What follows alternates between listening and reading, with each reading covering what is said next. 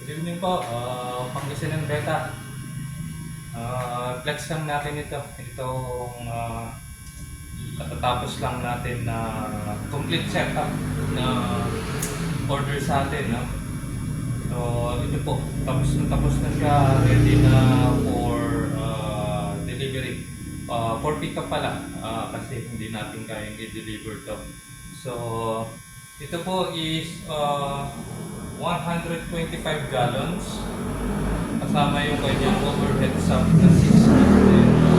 Kasi yung sukat natin ng ating tank is 6 feet by 20 inches ang wide niya, and then 20 inches yung kanyang height. So ang ating overhead sump is 6 feet din. 8 inches ang taas by 6 inches ang lapad niya. And then yung ating stand natin dito, stand natin made of tubular na 2x2. 2x2 po ang ginamit natin na tubular po.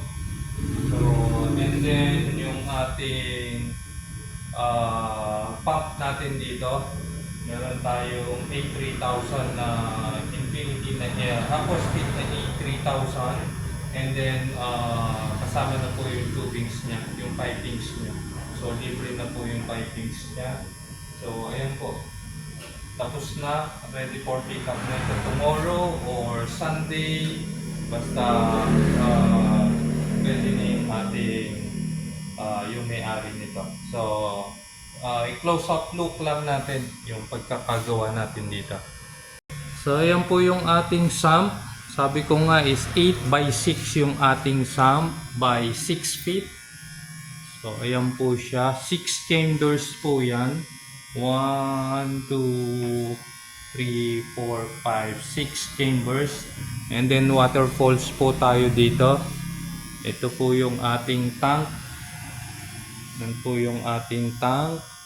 Again, makita nyo yung ating brace sa baba, sa ilalim. For safety purposes po yan, para hindi madaling mabasag yung ating tank. Nakita nyo yung brace po natin dito. Ginawa kong 4 inches yung mga brace natin sa taas para mas matibay po. 4 inches siya. Since meron tayong overhead sump dito, so again pinatungan ulit natin ng another 1/4 siya. So makikita nyo doble yung ating brace dito. So ayan po, makita nyo doble siya. Itong sa gitna natin, nilaparan natin 12 inches itong nilaparan natin para masapo niya talaga yung bigat ng ating sump. Ito, kulang pa pala itong isa. So ayan po. So yan yung ating submersible pump natin, 400 gallons. So ayan po yung tubings natin. So meron tayong ditong controller nung lakas niya. So ayan po. So again, yung ginawa natin dito is may palugit tayong 1 inch dito para hindi po mag-overflow yung ating sump. And then ito pong ating stand dito, makikita nyo solid na solid po yan, 2x2. Yan po, 2x2.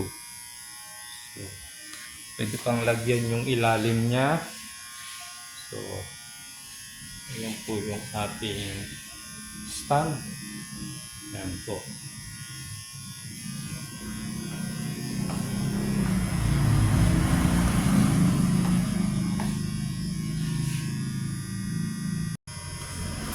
Ayan po, kung gusto niyo pong magpagawa for serious inquiries lang po ang sinasagot natin.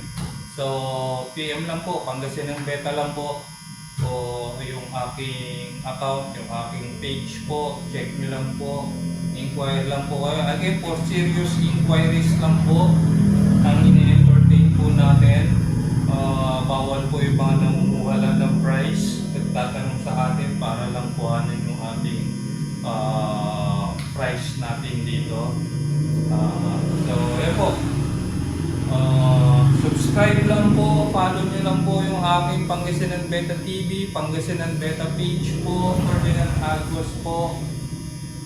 So, yun po. Thank you po.